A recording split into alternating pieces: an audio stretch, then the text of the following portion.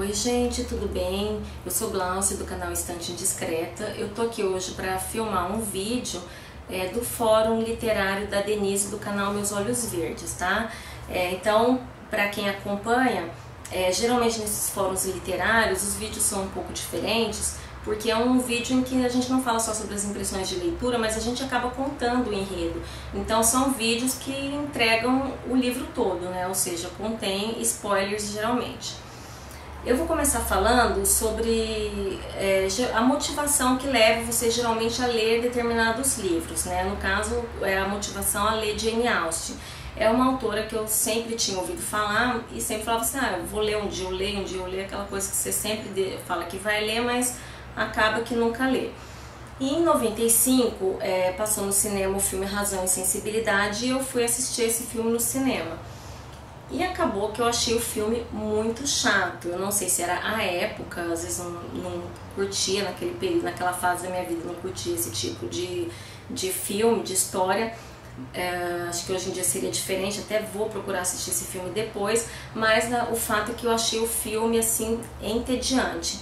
E a partir desse dia eu falei assim, nossa, acho que me lembra de eu nunca assistir, nunca ler nada da Jane Austen, que se o filme que demora 2 horas é assim, imagina um livro que você demora dias para ler. Bom, aí o tempo foi passando e um dia, muitos anos depois, eu assistindo a um episódio dos Simpsons, a Lisa Simpson, que é a menina prodígio da família ali, né, que mostra que a genética nem sempre é 100%, ela fugiu ali da genética. E a Lisa Simpson fala nesse episódio que a Jane Austen é a escritora preferida dela. Aí eu falei, nossa, eu adoro Simpson, eu vou dar uma chance, eu vou ler algum livro da Jane Austen. E escolhi Orgulho e Preconceito, que eu acho que é o livro mais popular dela, né? E eu acho que eu estava mais preparada para esse tipo de leitura. Eu acabei me apaixonando pelo livro e acabei me apaixonando pelo Sr. Darcy, né? Depois eu assisti ao filme, acho que é de 97, não, eu não sei, não lembro de que ano que é o filme, mas eu me encantei, assim, colocaram um Mr. Darcy maravilhoso, que fez o personagem ali da história crescer aos meus olhos, né? E eu não sei, espero que isso não acabe com o meu casamento, mas eu acho que eu só resolvi me casar quando eu me convenci que o Sr. Darcy só existia ali na ficção literária, né? Que não existia um Mr. Darcy na vida real. Bom, então li Orgulho e Preconceito, gostei bastante e falei, bom, vou ler a obra toda da Jane Austen, não é uma coisa muito difícil porque ela só tem 6 livros, 6 romances publicados, né? Bom, a Jane Austen, ela é uma escritora inglesa, ela nasceu em 1775 e morreu em 1817. E ela faz parte da burguesia agrária, né, da Inglaterra, ali no período georgiano, uma era regencial, um pouco antes da era vitoriana, tá?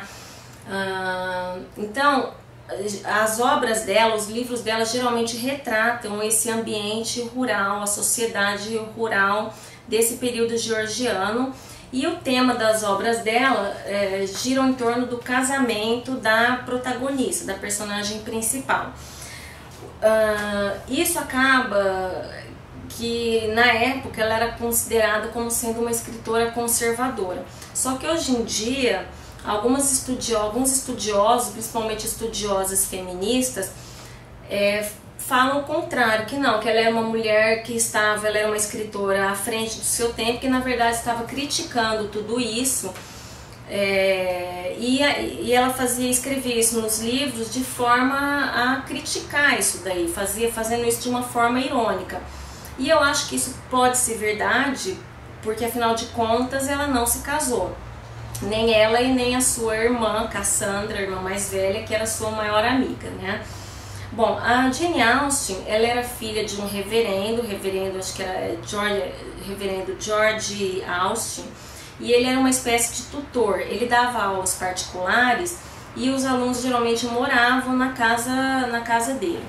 Isso propiciou um ambiente assim de muita cultura, né, de muito acesso à cultura à família dela.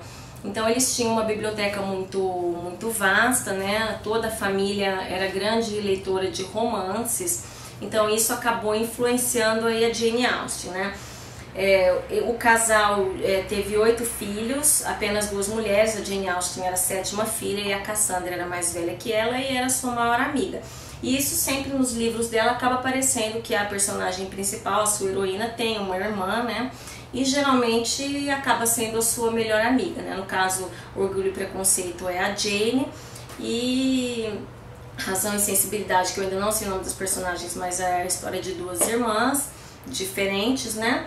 E Emma também não deixa de ser diferente, tem uma irmã, mas ela praticamente não aparece na história. Eu acho que a figura da irmã acaba sendo a governanta, a gente vai falar mais pra frente, né? Bom, então vamos falar do livro em si. O livro Emma, essa aqui é a minha edição, né? Esse livro é de 1815, a minha edição é da Best Bolso. Essa editora é um selo da Record. Esse livro tem 460 páginas. E o livro, ele é assim uma comédia de costumes, né? Então ele se passa nessa era georgiana, nesse período georgiano, e é a sociedade agrária. Então retrata muito como que era a sociedade na época, tá? Antes eu vou fazer só uma curiosidade, não sei se é curiosidade, mas assim, a Jane Austen, ela morreu jovem, aos 41 anos, de uma doença muito rara chamada doença de Addison. Essa doença é uma doença em que o organismo da pessoa produz anticorpos contra a suprarrenal da pessoa e ela não deixa de produzir o cortisol, que é o hormônio da vida. Sem cortisol não há vida. E essa doença só foi descrita 40 anos depois que ela morreu, e é uma doença que vai debilitando a pessoa vai sentindo uma fraqueza cada vez maior, chega uma hora que ela não consegue nem levantar os braços, né? Então, e causa depressão também pela própria doença. E quando a Jane Austen morreu, dizem que a frase que ela falou antes de morrer foi: a única coisa que eu quero é a morte, mas provavelmente por causa da situação que ela via vivendo aí com essa doença, né? Bom, então vamos voltar ao Emma. É uma comédia de costumes. Eu fiz uma anotação aqui dos personagens porque eu tenho uma dificuldade de guardar o nome dos personagens. Então essa é a parte agora que eu vou contar o enredo. Eu não sei se eu vou conseguir, porque eu geralmente tenho dificuldade de contar assim o livro, de resumir o livro. Eu acabo me perdendo um pouco na história, mas eu vou tentar. Bom, então a Emma, ela é uma jovem de seus 21 anos, ela é rica, inclusive é a única personagem, a única heroína de Jane Austen que é rica, todas as outras são pobres. E ela é a filha mais nova do Sr. Woodhouse, que ficou viúvo muito cedo e acabou que as filhas acabaram tomando a frente da casa aí. E o Sr. Woodhouse, ele é contra o casamento das filhas, talvez por um egoísmo aí, porque ele está sempre acostumado a viver paparicado pelas mulheres, então ele é contra o casamento, não gostaria que elas se casassem. A Isabela, que é a filha mais velha, já se casou, no livro ela já é casada com o Sr. Weston, e o livro começa com as bodas de casamento da Miss Taylor e do Mr. Weston. A Miss Taylor é a governanta da Emma. Ela foi governanta dela durante 16 anos e é a maior amiga dela, é praticamente uma irmã. Então começa o livro, o Sr. Woodhouse muito desgostoso, porque a Miss Taylor se casou, abandonou eles e agora ficaram só os dois, e a Emma jurando que nunca vai se casar, né? Então quer dizer, já no começo da história, em que Emma se coloca totalmente contra o casamento e diz peremptoriamente que não vai se casar, você já imagina que vai acontecer alguma coisa, que ela vai acabar se apaixonando por alguém. Você só não sabe por quem, né? Vão aparecendo vários personagens, e eu devo dizer que eu errei todas as previsões, tá? O Sr. George Knightley é o maior amigo da Emma, ele tem em torno dos seus 38 anos e ele é o concunhado dela, ele é irmão do marido da irmã dela, e ele é o maior crítico dela, quer dizer, tudo que ela faz, ele acaba sendo um crítico, né? O único que vê com senso crítico aquilo que ela faz e fala. O fato é que a Miss Taylor se casou com o Sr. Weston graças a uma intervenção assim de cupido da Emma. E a partir disso ela começou a achar que ela tinha o dom de ser uma casamenteira. E começa a querer unir, achar que tinha o dom e querer unir vários casais. E ela pega a primeira vítima, vamos assim dizer, que é a Harriet, que é uma adolescente de seus 17 anos, é uma menina, é uma pessoa socialmente inferior, né, de uma camada inferior, mas que a Emma se propõe, mas que ela vê a Emma vê grande potencial nela e resolve tutorar ela e arrumar um bom marido para Harriet. Só que a Harriet, ela já tá assim enamorada pelo Sr. Martin, que é um fazendeiro próspero, mas a Emma coloca na cabeça que ele não é digno dela e fala: não, você não vai se casar com o Sr. Martin, eu vou arrumar um casamento muito melhor para você. E acha que o Sr. Elton seria o ideal para ela, que é um pároco local, mas ele é extremamente ambicioso. E a Emma começa ali a criar várias situações tentando juntar os dois. Só que em determinado momento o Sr. Elton se declara a Emma. E aí ela fala: nossa, então quer dizer que você está apaixonado por mim, mas não, você devia ficar com a Harriet. E ele acaba ficando muito ofendido com isso, porque ele acha que, mas como você quer que eu fique com alguém socialmente inferior que eu? Então aí você vê como que é a sociedade da época, né? E acaba que aí ela tem que dar notícia para Harriet, quer dizer, além dela ter feito a Harriet negar a mão do Martin, que era alguém mais adequado para ela, ainda ela ficou a ver navios. E o Sr. Elton, que é ambicioso, acaba depois se casando com uma mulher muito desagradável, mas endinheirada, né? Bom, vamos ver quem mais aparece na história. Outro personagem que aparece, que é o Frank Churchill, ele é filho do Sr. Weston e ele mora em Londres e vai passar uns dias lá na propriedade deles, né?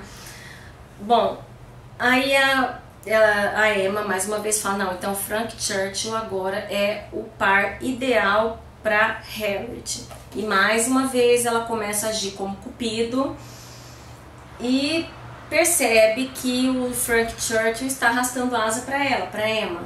E ela começa a falar: e agora, o que eu faço? Ao mesmo tempo aparece na história a Jane Fairfax, que é também socialmente inferior. Ela é órfã, ela não tem dinheiro, ela foi criada por uma família endinheirada que gosta muito dela, mas essa família tem que deixar todo o seu dinheiro para os filhos. Então a Jane Fairfax, ela é muito talentosa, ela canta muito bem, ela toca piano muito bem, ela é muito elegante, muito bonita, mas ela não tem dinheiro. Então socialmente ela acaba sendo delegada para segundo ou terceiro plano, né? E ela chega à cidade, a Emma não gosta dela, talvez por um pouco de ciúme aí, ou de inveja, a princípio ela não percebe, mas é isso.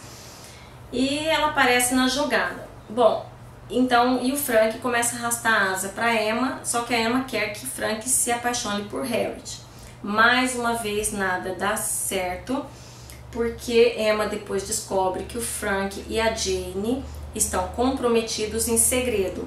Ele não pode dizer que está apaixonado por Jane por ela ser pobre, apenas quando a tia dele morre, que ela não iria aceitar, que ele acaba se declarando a ela.